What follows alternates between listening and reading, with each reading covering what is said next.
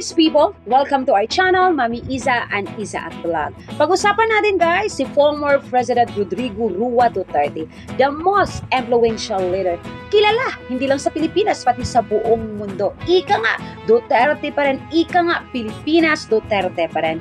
Dahil sa kanyang magandang ginawa o nagawa sa bansang Pilipinas, kailanman hindi siya pwedeng kakalimutan ng taong bayan. Isa na dito guys, no, ang pag-minimize no, sa paglala ng druga, paglala ng krimen at higit sa lahat, paglala ng korupsyon sa gobyerno.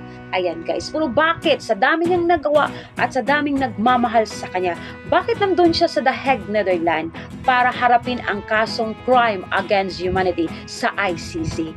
Diba? Ang sakit isipin kung sino ba yung maraming nagawa sa ating bansa, siya pa yung pinaparusahan. Kaya minsan, no, only in the Philippines magtataka ka na lang. Yung mga abusado, yung mga kurakot sa gobyerno, patuloy sa pangungurakot at patuloy sa pag-ubos ng kaban ng bayan. Ayan po guys.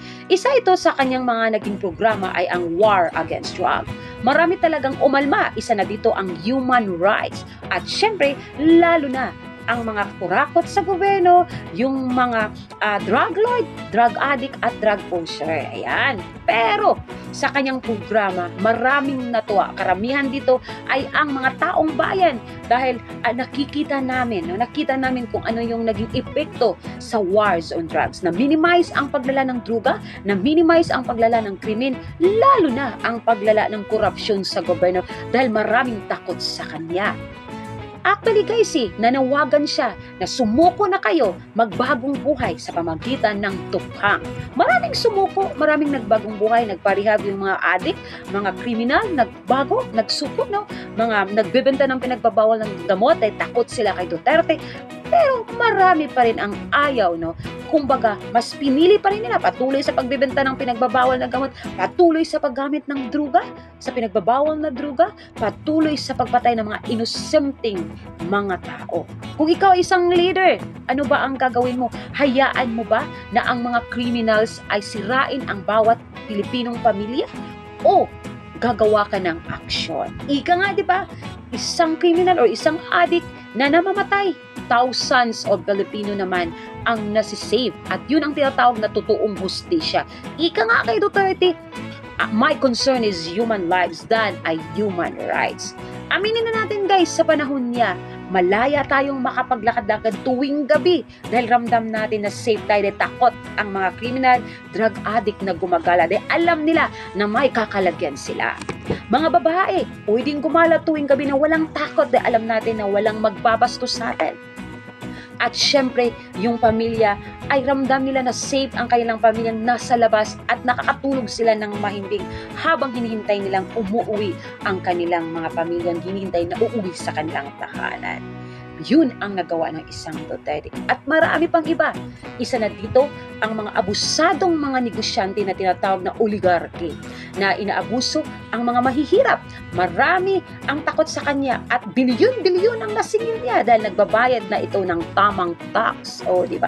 At partida pa guys sa panahon ng pandemya, lahat ng pundo sa gobyerno at pangutang na yung inutang niya ay ginamit niya para makatawid tayo sa isang pandemya. Kung ibang leader yun, iwan ko na lang, baka lahat na tayo ay patay na.